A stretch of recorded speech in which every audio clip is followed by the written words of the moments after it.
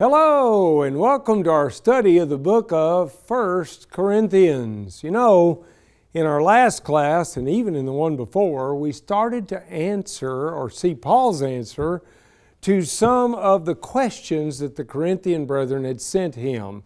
You'll remember that the first question was in regard to marriage. Is marriage to be desired or be avoided by Christians? The second question was something along the order of, should a Christian, who is after all joined to Christ, be separated from the union of marriage? And as we've gone through that section, we began to make some powerful observations that came really from Paul. They're not our observations, but they're his. And the first one we want to remember is saving your husband or wife. The critical matter in Paul's mind is the salvation of the soul of my husband or my wife, depending on whether I'm a man or a woman. And the point that he's making here is that I'm not enslaved to them. If my wife said, if you keep being a Christian, I'm going to leave you, well then I'm not enslaved. I can let her go. But I want to love her and let her go in peace in the hopes that she'll come back and she will end up being saved. We went from that to talk about human distinctions because apparently some of the people in Corinth had a problem with some of those human distinctions, and most especially in one realm. We'll talk about that in a moment. We observed that David Lipscomb, when he looked at this, said that in the human area there are three basic distinctions that exist worldwide. One is national, another is social, and the third is physical. Now, national is what country were you born in? I can't do anything about that. You can't either. Social, that's what usually happens because of how much we earn, who we work with, things like that. I really can't impact that. Becoming a Christian doesn't make me automatically get double my salary or something like that. That just doesn't take place. And so my social status is not changed. And then there's the physical. And particularly in the realm of the physical, Paul is talking here about circumcision. And he's saying, stay where you were called. Stay there. If you were called as a circumcised person, you don't have to become uncircumcised. If you were called as an uncircumcised person, you don't have to be circumcised either. He also said in regard to slaves that it's not wrong to be a slave. Now he's looking at that from their perspective as members of the church. He says it's not wrong for you to be a slave. You can continue to follow Christ, and in fact, Christ set you free from the bondage of sin. In contrast, he says the freed man who obeys the gospel becomes the slave of Christ.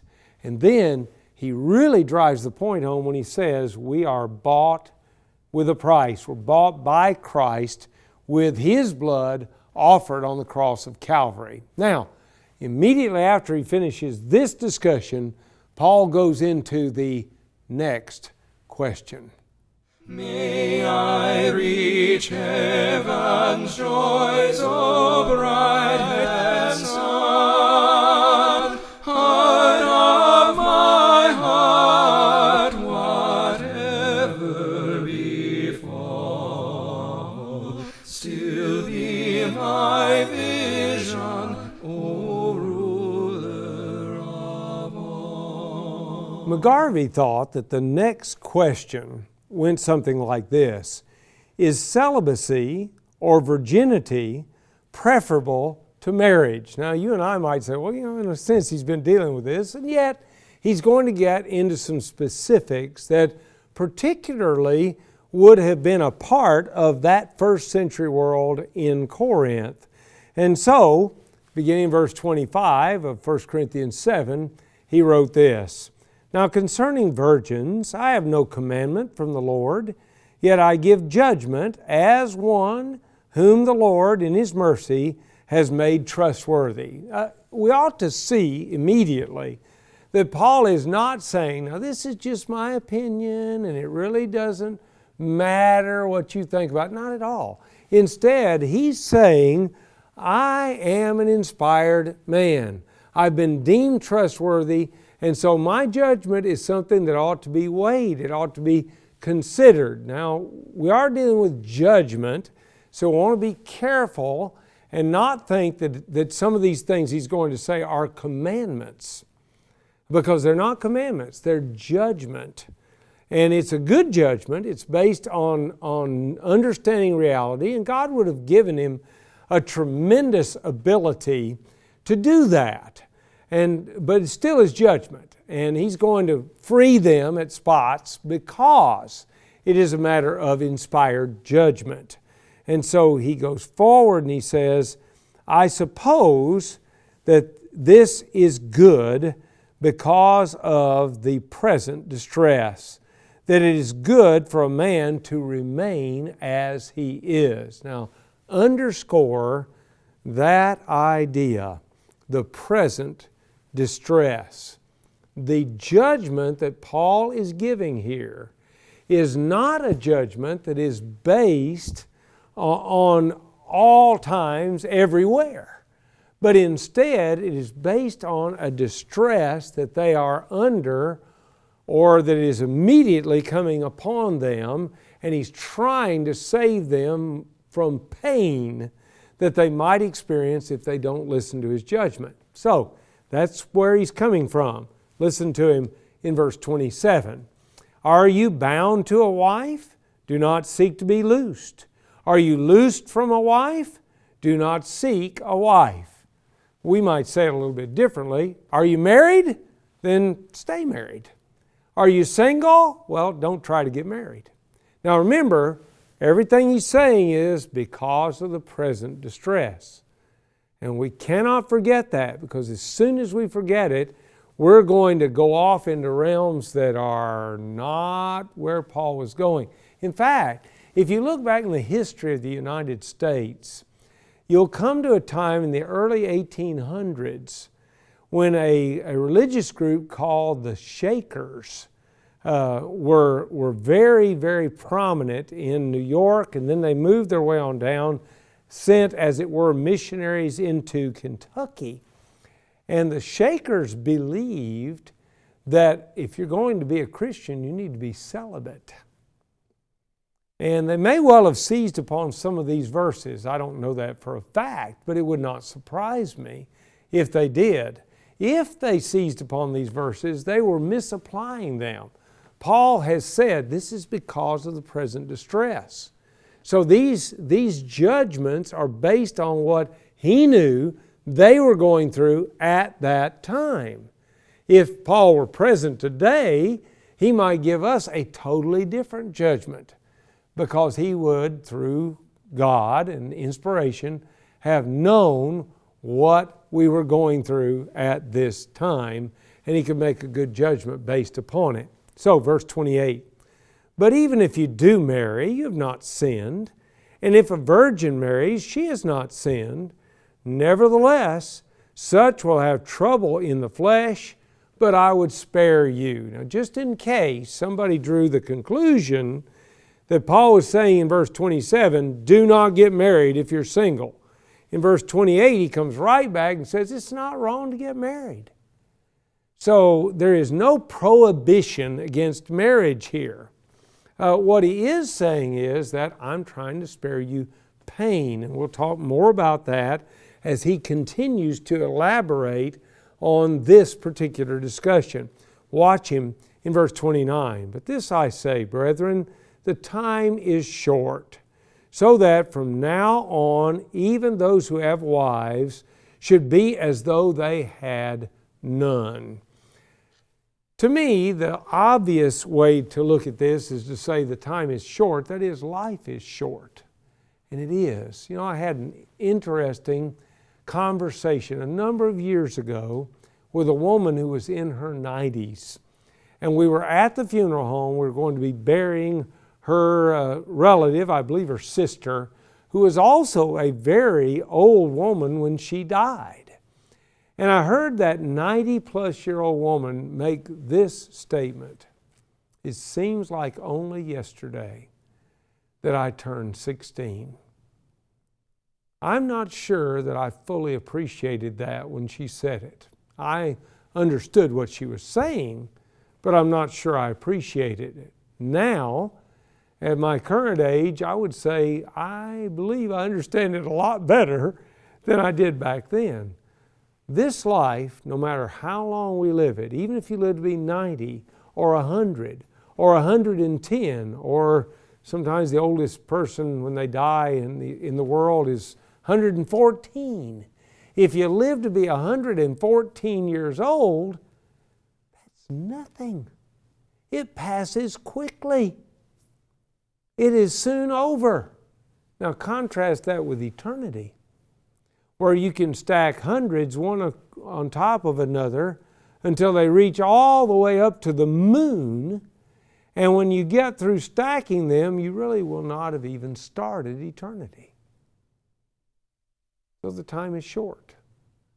When I die, I won't be married anymore. In fact, Jesus made that point to the Sadducees, who misunderstood entirely about the spirit world. They thought that there'd be marriage in the spirit world. They used that as an argument against the Pharisees and their way of thinking. But Jesus said, basically, you don't know what you're talking about. Because angels neither marry nor are given in marriage. And we're going to be like them when we're raised from the dead. So I'm not going to be married in eternity. It doesn't mean per se I won't know my wife. I don't think that would be accurate. But she won't be my wife in heaven. That's the point. And so Paul says these things are going to pass pretty quickly. And even though you're restraining yourself from enjoying the wonderful relationship of marriage, don't worry about it. It'll be over soon. That's effectively what I think he's saying. Verse 30, those who weep as though they did not weep. Those who rejoice as though they did not rejoice. Those who buy as though they did not possess. And those who use this world as not misusing it. For the form of this world is passing away. Now, Paul actually goes through a series of things that we might be involved in. And boy, when we're doing them, have you ever thought about how important that we think that these things are? Weeping. When you lose somebody you love, you weep. And I'll have to say, at least for myself, that when that takes place, that the weeping seems like that it may never end. That it's going to go on and on and on. I've talked to many parents who have lost children, and they say the pain is still there. The emotional pain has not gone away. But Paul said there's a day coming when that emotional pain will be gone, when it will be passed away, because this world will be passed away. Then he goes to another example. And he talks about those who rejoice, and that too is going to pass away. Do you remember the joy, if you have children, do you remember the joy of the birth of your first child, and of your second child, and third, and fourth, or however many you may have? Do you remember that joy? Is that joy lasting? Well, right now I have the memory of it, but it will not, that joy will not go into eternity with me. And purchases that I've made. Have you ever bought something that you basically have been saving for all your life? It was the number one thing you wanted to have, and finally you were able to buy it. I just imagine, let's say it's a car or something like that. All right, think about it just a minute. That car is not going to exist forever. In fact, some of them seem like they don't exist even as long as we'd like them to. But it's surely not going to exist forever. It's not going to go on. This world and all the works in it, Peter says in 2 Peter chapter 3, are going to be burned up. Even the elements are going to melt with a fervent heat. So Paul says all this stuff, it's going to be gone. This world is not a permanent place. And so our decisions need to be based upon that reality. That's what he's pointing us to. So, verse 32. But I want you to be without care. He who is unmarried cares for the things of the Lord, how he may please the Lord. You know, if you're a single Christian, you can focus everything in your life, except maybe work, and of course there you want to honor Christ, and you want to do the best you can, but you may not every minute be able to serve Christ except as a faithful worker. But outside of that, you can devote your entire life, your whole existence, to serving Christ because there's nobody to go home to and worry about. You have no responsibilities there with somebody else that need to be met, need to be taken care of. And Paul simply is pointing out that if you remain single, then you can do more for Christ. That's what he did. And we've already seen that he says, if you've got that ability within you, then live like I live. It's a good thing. But he goes on, verse 33. But he who is married cares about the things of the world, how he may please his wife. As a married man, I can tell you that I spend a certain amount of time stopping by the drugstore to buy medicine that my wife, or when they were at home, maybe my children needed. I spend a certain amount of time making sure that the automobile that my wife drives is properly cared for, that the oil is changed when it needs to be changed, that it's full of gas when she needs to go somewhere, that any mechanical problems are handled, new tires are bought when new tires are needed. There just are things that must be done. If you're married in this life, you've got to take care of your responsibilities at home. And Paul's not saying that's a bad thing. He's just saying it's something that you don't have to have in your life if you're single. And of course, if you're married, then live up to your obligations. That's what he's saying. So he goes on, verse 34. There's a difference between a wife and a virgin. Now, pause a minute. Let's realize something. The era in which Paul lived and in which these Corinthians lived, it was very common for a father to make a marriage agreement, arrange a marriage for his daughter without consulting her. He just arranged the marriage, and she was expected to marry whoever he arranged the marriage with. So here, I think he's talking about the difference between a daughter that's given as a wife and a daughter who remains a virgin. And I think the remainder is going to point that out to us. The unmarried woman cares about the things of the Lord, that she may be holy, both in body and in spirit. But she who is married cares about the things of the world, how she may please her husband. Now go back. We've already talked about me as a husband. What about my wife? Well, because she's married, sometimes she prepares a meal. I'm not going to say she has to. I do know how to cook. But boy, it's a blessing to come home at the end of a long day and she's got a meal prepared. So she has that obligation. There's a house that needs to be cleaned. When our children were at home, there were children that need to be transported to school, transported to events that they might be going to. They need to be helped with their studies. All of these things would come up for a married woman. A virgin, one that never got married, doesn't have to worry about these things. She does not have to please anyone except the Lord and herself. And of course, in pleasing the Lord, she will make sure that herself pleases the Lord. And so Paul is saying what's true for men is true for women. Verse 35.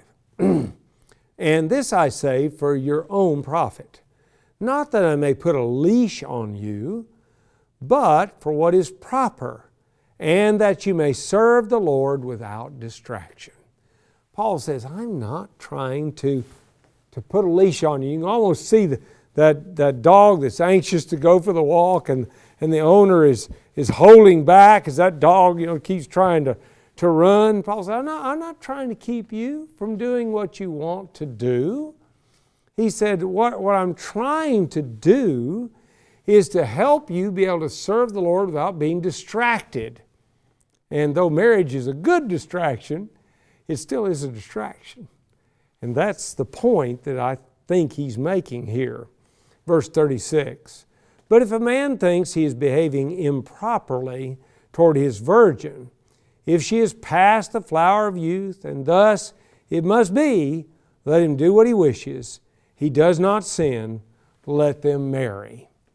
If she comes to a point when she is actually getting beyond the normal marrying age, the flower of her youth is past, and many young women were married literally as young women. So if she's gotten past that point in time, and the father thinks, I really ought to let my daughter marry. She really wants to know that wonderful relationship called marriage. But, Paul said it's better not to marry. And Paul said, wait a minute. It's okay. If you think that's best, then let her get married. It's all right. You're not sinning by making a marriage contract for her and letting her get married.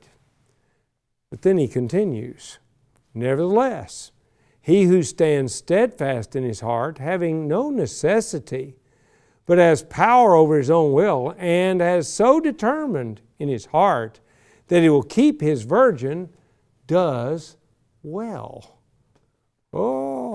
So let's say a father is looking down the road and he's seeing the distress. He knows the issues that are going to be in a woman's life. Now you might be saying, well, wait a minute. I don't get this issues thing that you're talking about and that Paul seems to be talking about. Well, let's just imagine this for a moment. If a government in that era or this were to take a married woman captive and tell her, now, if you will deny Christ, we'll let you go. If she were single, she might be able to withstand that. They say, now, if you don't do this, we're going to kill you. She might say, well, fine, kill me. It's okay. Because when you kill me, you're just giving me a ticket to heaven. I'm ready to go. But if she's married, and now they say, listen, if you don't deny Christ, we're going to kill you. Or we're going to torture your husband. Or we're going to torture your children until you deny Christ. Now all of a sudden, there's an additional stress that is there. The thing about older people is that they have experienced life and they know they can anticipate some of the problems that are in the future. So let's say this fellow has a virgin daughter and he decides, you know what? It's just not good to marry right now. And I would hope that he would explain to her his reasoning. But Paul says, you've not sinned in not letting her marry. In fact, you've actually done a good thing. And again, remember, all this is because of the present distress. We've got to keep remembering that, because otherwise we're going to go off on some wild tangent and draw conclusions that Paul really is not drawing in this chapter. So, let's go ahead and read verse 38. So then, he who gives her in marriage does well, but he who does not give her in marriage does better. Now, remember, he does well because she has this desire for intimacy, and there's going to be a temptation to fulfill it even though she's not married. That's bad. And so it's not wrong to let your virgin daughter get married. That's what Paul's saying. But if you can help her to see the rationale behind not getting married, and she was willing to remain single, and you keep her that way, you've done a good thing. You've kept her away from distractions that might prevent her from being what she could be for the Lord. Now, the last part of this question, remember, it involves the question of is virginity or celibacy preferable to marriage? And so there's one more group we've got to talk about. We've talked about single people, and we've talked about married people. We've talked about virgin daughters and then letting them get married. But what about widows? Widows were once married, but now they're single.